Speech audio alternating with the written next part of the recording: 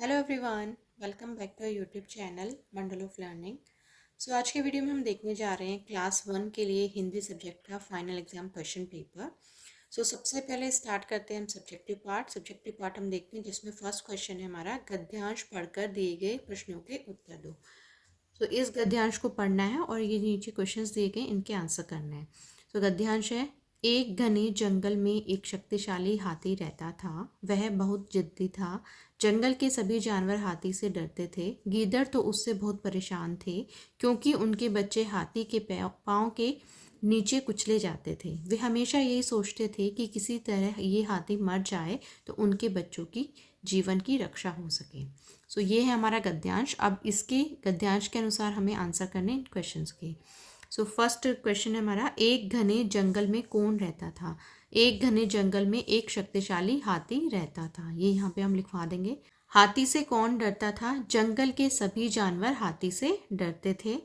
गीदड़ के बच्चे किसके पाँव के नीचे कुचले जाते थे? गीदड़ के बच्चे हाथी के पाँव के नीचे कुचले जाते थे। ये हो गया हमारा पहला गद्यांश। जो ग्रेड 1 के बच्चे होते हैं उनके फाइनल टर्म असेसमेंट के अंदर एक या दो गद्यांश आते हैं। यहाँ पे इस क्वेश्चन पेपर में दो गद्यांश दिए गए। पहले हमने देख लिया, नेक्स्ट हम देखें। दूसरा गद्यांश है, सूर्य पूर्व दिशा से निकलता है। यह 3 ऋतुएं बनाता है, गर्मी, वर्षा, सर्दी। गर्मी की ऋतु बहुत गर्म होती है, इसमें ठंडे पदार्थ और बर्फ भाती है। सर्दी में गर्म पदार्थ भाते हैं। वर्षा ऋतु में बादलों का गर्जन और वर्षा होती है। सड़क पर कीचड़ और पानी हो जाता है। ये गद्यांश है। इसमें पहला क्वेश्चन है, सूर्य किस दिशा से निकलता है? सूर्य पूर्व दिशा से निकलता है, यहाँ पे लिखवाएंगे। गर्मी की ऋतु में क्या भाता है? गर्मी की ऋतु में ठंडे पदार्थ और बर्फ भाती है, ये यहाँ लिखवा देंगे। नेक्स्ट है, वाक्य बनाइए। यहाँ पे 2 शब्द दिए गए, इन शब्दों का यूज़ करके वाक्य बनाने हैं। जैसे ऋतु, तो ऋतु के लिए आप कोई भी वाक्य बना दीजिए। जैसे इस गद्यांश के थ्रू भी हम बना सकते हैं, गर्मी की ऋतु बहुत गर्म होती है, तो ये ऋतु शब्द है, ये यहाँ पे इस सेंटेंस में आ रहा है, इस वाक्य में आ रहा है, तो ये वाक्य हम यहाँ पे लिखवा देंगे। वर्षा ऋतु में बादलों का गर्जन और वर्षा होती है, ये वाक्य हम यहाँ पे लिखवा सकते हैं। अगला प्रश्न है, दिए गए किसी एक विषय पर 5 से 7 वाक्य लिखें। यहाँ पे विषय दिए गए हैं, मेरा प्रिय फल, मेरा प्रिय त्योहार, तिरंगा झंडा, भारत। इनमें से किसी भी विषय पर 5 से 7 लाइन लिखनी है। जैसे हम बात करें मेरा प्रिय फल, तो यहाँ पे आप लिखवा सकते हैं, मेरा प्रिय फल आम है। आम फलों का राजा होता है। आम मीठा फल है। आम गर्मी की ऋतु में आता है। आम से हम आमरस बना सकते हैं। ऐसे कोई भी 5 से 7 वाक्य यहाँ पे लिखवाने हैं। अगला प्रश्न है, दिए गए चित्र का वर्णन 5 वाक्यों में करें। ये एक चित्र दिया गया है, इसका वर्णन करवाना है 5 से 7 वाक्य में। तो जैसे हम इंग्लिश में पिक्चर राइटिंग करते हैं, वैसे हिंदी में ये चित्र वर्णन है। अब इस चित्र की हम बात करें तो हम बता सकते हैं, जैसे यह बगीचे का चित्र है। बगीचे में बहुत सारे बच्चे खेल रहे हैं।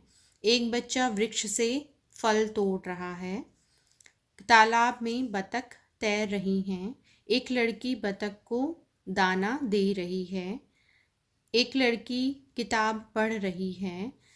एक लड़का साइकिल चला रहा है। इस तरीके से कोई भी 5 से 7 वाक्य हम यहाँ पे इस चित्र को देखकर बनवाएंगे। अगला प्रश्न है, क्रिया शब्दों को रेखांकित करें। क्रिया शब्द होते हैं वर्ब, जैसे इंग्लिश में वर्ब होती है, हिंदी में क्रिया शब्द होते हैं। तो यहाँ पे हम देखिए, पहला वाक्य है, रमा खाना बना रही है। तो यहाँ पे बना जो है वो क्रिया शब्द है। मुझे टीवी देखना पसंद है। देखना क्रिया शब्द है। रेनू अपने बेटे को पढ़ा रही है। तो पढ़ा जो है वो क्रिया शब्द है। अगला प्रश्न है, समान तुक वाले शब्द से मिलान करें। यहाँ पे कुछ शब्द हैं, जैसे अगर। अगर का समान तुक वाला शब्द होगा मगर, तो अगर को मैच कर देंगे मगर से। गिला, गिला का समान तुक वाला शब्द होगा किला। खेल का तेल, रात का बात। अगला प्रश्न है, शब्दों को सही क्रम में लगाकर सही वाक्य बनाइए। जैसे यहाँ शब्द हैं, गरम है बहुत दूध, तो इसको हमें अरेंज करना है। जैसे हम बनाए इसका वाक्य, दूध बहुत गर्म है, तो यहाँ पे हम लिखवा देंगे दूध बहुत गर्म है। साइकिल पास मेरे है, तो इसका बन जाएगा मेरे पास साइकिल है।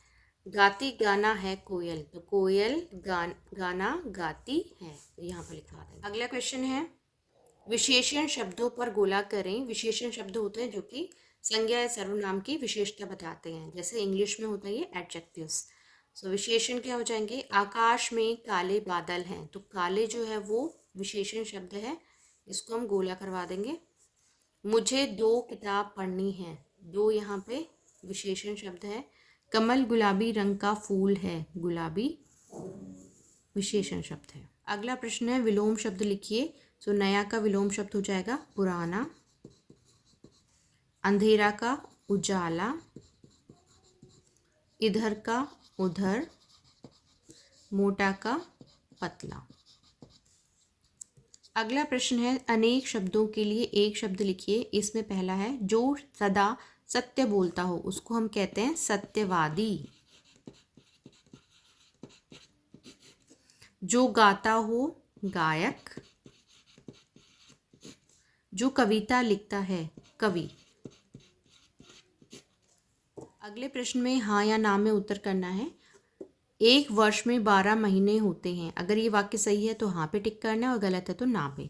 तो एक वर्ष में 12 महीने होते हैं, ये सही है, तो हाँ। मंगलवार के बाद बुधवार आता है, मंगलवार के बाद बुधवार आता है, हाँ। शनिवार शुक्रवार से पहले आता है, शनिवार शुक्रवार के बाद आता है, तो ये गलत है।